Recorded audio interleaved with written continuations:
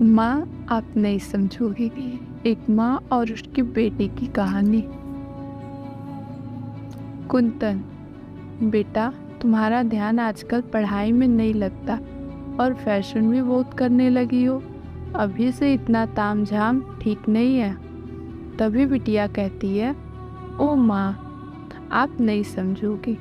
ये सब करना पड़ता है, वरना सब पिछड़ा हुआ समझने लगते हैं।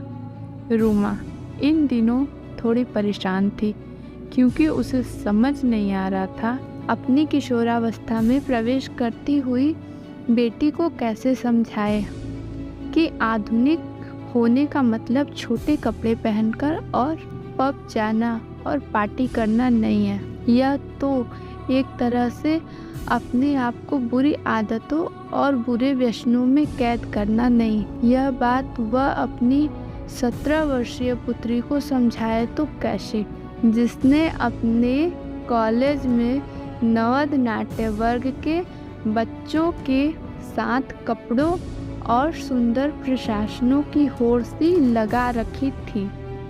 कुछ लड़के और लड़कियां जानते थे कि अगर यह पढ़ाई में आगे गई तो सबकी छुट्टी कर देगी, इसलिए उसे गुमराह करने के लिए बार बार कभी पब ले जाने के लिए रुक जाते तो कभी कहते।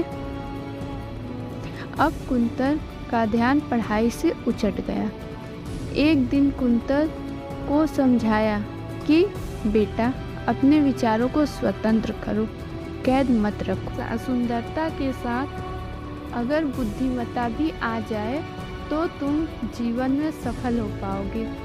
याद रखो, यह चांदनी, यह चमक कुछ दिनों की ही है, लेकिन अगर तुमने विद्या अध्ययन किया और अपने पैरों पर खड़े होकर अपने गुणों का विस्तार करोगी तो तुम्हारी जो पहचान बनेगी वह असली पहचान होगी और तुम्हारी ख्याति दूर दूर तक फैलेगी।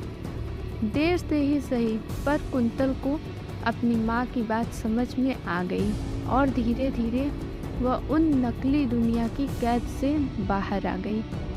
उसके परिणाम स्वरूप वो बहुत अच्छे अंकों से पास हुई। उसके आडंबर वाली दुनिया और दिखावे की कैद से खुद को आज़ाद जो कर लिया था। आपका बहुत बहुत धन्यवाद इस कहानी को सुनने के लिए।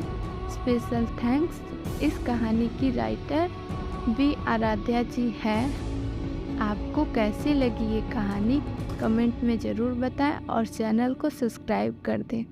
एकता की वॉइस। मिलते हैं अगले स्टोरी में, तब तक के लिए बाय।